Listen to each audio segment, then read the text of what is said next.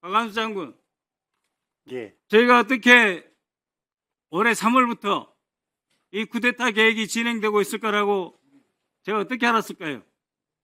모르겠습니다. 제가 계엄 시도에 대해 의도에 대해 장관 인사청문회 때부터 육군참모총장, 육군본부 국정감사 이르기까지, 그리고 이진우 수방사령관, 여인영 사령관은 국회 정보위에서, 그리고 곽종근 특전사령관은 국회 국정감사와 특전사 국감에서 절대 하지 말아달라고 신신당부했습니다. 제가 그런 이야기 할 때마다 야당 의원들과 해당 지지자들은 정치 선동이다, 망상이다 그랬습니다. 그러나 어쨌든 저희는 끊임없이 이걸 추적하였습니다. 이것은 불법적이고 반헌법적이며 군형법 제5조 반란 행위, 작당하여 병기를 휴대해서 반란을 일으킨 행위, 그것은 수개는 사형, 그 외에 모두 가중처벌되어 있습니다. 예, 앞으로 계속 질문을 해야 되기 때문에 그냥 개요만 먼저 이야기할게요. 나승민 일어나 보세요. 나승민 대령인가? 귀하는 계엄령 전문가죠? 아닙니다. 2017년 문건 작성자죠? 2017년 문건 작성자야 아니에요? 2010년 작성자 아닙니다. 아니에요? 예, 그때 그리고 시험은 이번에 포고령 등 계약직 2번 연속 연임하면서 예외적으로 광첩사에서 여인형 보좌하면서 쿠데타 준비했죠? 저는 신원조사 업무만 했습니다. 앉으세요. 끊어주십시오. 그 다음 문상호 사령관 나오세요. 문사령관. 예, 국회 정보위에서 휴민트 조직 다 깨져가지고 정보사령부 세우라고 인력이고 예산이고 다 지원해 줄 테니 거기에 집중해달라고 제가 말씀드렸어요, 안 드렸어요? 하셨습니다. 왜 그래요 지금? 근데 지금 귀하가 보낸 정보사 계획처장 이름 뭐예요? 제한됩니다. 네? 고동희 맞죠? 확인해 드릴 수 아니, 없습니다. 맞아요, 안 맞아요? 본인이 보낸 사람이잖아요. 불법적으로 헌법기관인 중앙선거관리위원회에 서버를 탈취하는 행위를 시킨 거고, 그래서 중간중간 계속 보고를 받았다는 거죠, 문사령관님. 자, 제가 답변할 수 있는 시간을 좀 주시면 핵심만 간단하게 간단하게 말씀드리겠습니다. 말씀해 보세요. 저희가 받은 임무는 선관위에 가서 전산실 위치를 확인해라.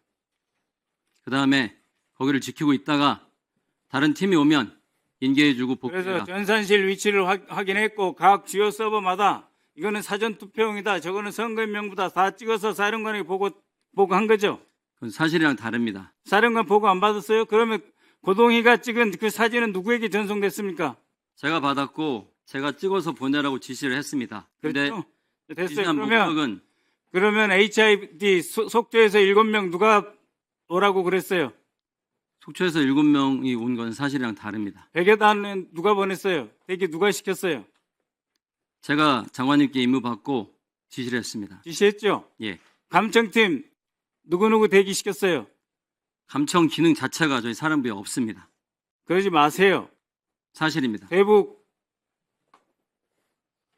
보안 문제이기 때문에 내가 말을 안 하려고 그러는데 그렇게 대답하면 안 돼요. 알았어요. 들어가세요. 오후에 다시 물어보겠습니다. 예. 박한수 장군,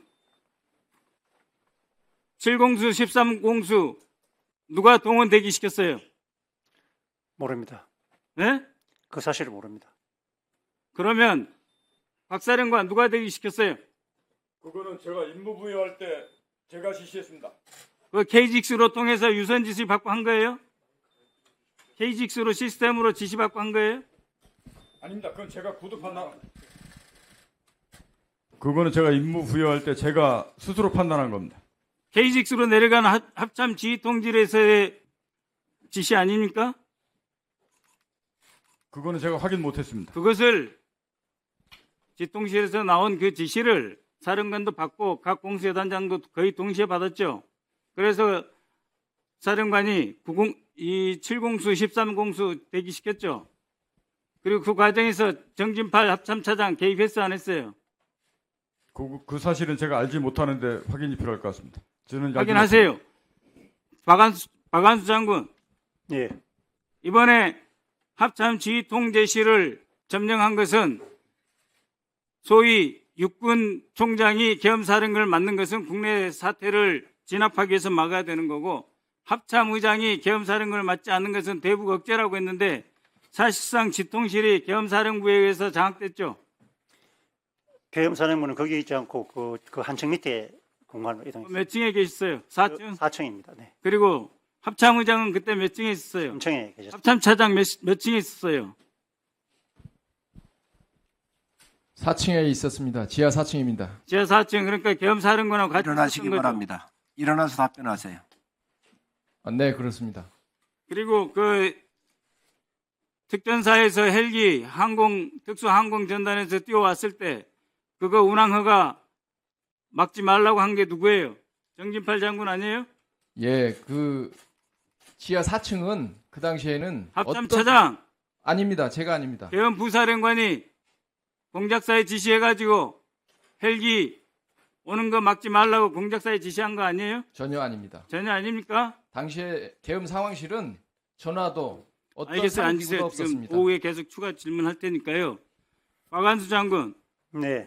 그 계엄사령관이 되면서 몇 명 불러왔어요? 계룡대에서 그런 것 때문에 불러간 건 아니고 몇 명 부르셨냐고, 불러 한 올리셨냐고? 명 같이 갔습니다. 예? 한 명 같이 갔습니다. 아니 10시에 불러오신 분들 있잖아요. 4명. 없음 14명 안 갔습니다. 제가 지금 제보센터하고 반란 중요 임무 종사자 공개 수배하고 있어요. 저희 민주당에 제보해 주십시오. 민주당의 반란 제보센터, 제가 센터장입니다. 박완수 장군, 예. 저희가 어떻게 올해 3월부터 이 쿠데타 계획이 진행되고 있을 거라고 제가 어떻게 알았을까요? 모르겠습니다. 그죠? 네. 국내에 헌법과 국헌을 지켜야 된다는 사람들이 있어서 그런 거예요. 네? 그런데 지금 계속 거짓말을 하시거나 아니면은 임기응변식으로 이걸 모면하려고 하면 안 돼요. 지금이 어떻게 보면 처음이기 때문에 진실을 이야기함으로써 국민들에게 속죄를 하시고 다시는 이런 반헌법적 일이 일어나지 않게 예방을 함으로써 이후 있을 형사적 과정에서의 처리도 영향을 주는 거예요. 알겠어요? 예. 알겠습니다. 자, 여러분들은 지금까지 이런 뉴스들을 보게 되면 어떤 생각이 드셨나요? 제가 항상 여러분들께 뉴스만 평소에 잘 챙겨보셔도 돈이 된다, 돈을 벌 수 있다라고 말씀을 드렸는데요. 그 이유가 뭐냐 하면 제가 지난 7월부터 여러분들께 뭐라고 말씀을 드렸죠? 지금은 코로나 2차 유행에 대한 관심이 높아졌기 때문에 우리는 급등 가능성이 높은 코로나 관련 백신 테마주에 주목을 해야 한다. 단순히 뉴스만 보고 끝내지 마시고 이걸 투자 쪽으로도 한번 생각해 보셔야 한다라고 말씀을 드렸었습니다. 그리고 나서 이런 썸네일들, 뉴스를 통해서 많이 보셨을 텐데요. 이런 코로나가 재차 이슈가 됐을 때 여기서 정보에 민감한 부자들은 코로나 관련 백신주엔 뭐가 있는지, 그 중에서 어떤 종목이 나에게 큰 돈을 벌어다 줄 수 있는지를 남들보다 한 발 앞서 생각하고 있었습니다.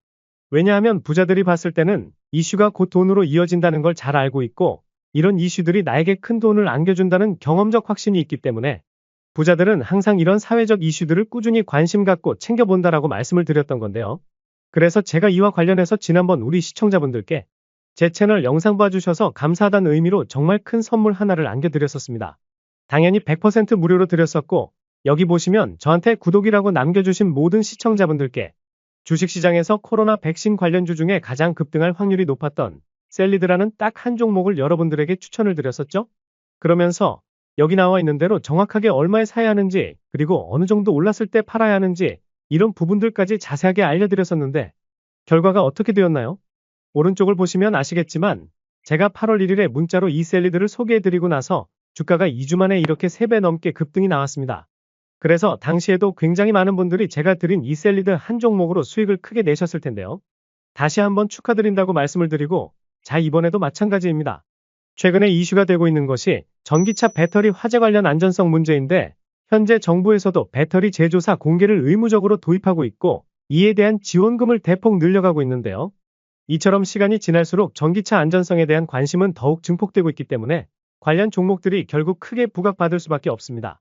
그 중에서도 전기차의 안전성이 보장되는 기술을 가진 배터리 제조사 중 대장주 한 종목에 돈이 몰릴 것이다라고 당연히 우리가 이쪽으로 생각해야 한다는 말인데요. 그래서 이번에도 제가 선점해둔 관련 종목 한 개를 선물로 드릴 건데 받는 방법은 지난번처럼 구독만 해주시면 되고 저에게 구독했다는 문자만 남겨주시면 제가 전기차 화재 이슈와 관련한 종목 중에 앞으로 대장주 역할을 하면서 주가가 가장 크게 급등할 한 종목을 구독자분들에게 종목명과 사고 파는 시점까지 답장으로 모두 알려드리겠습니다.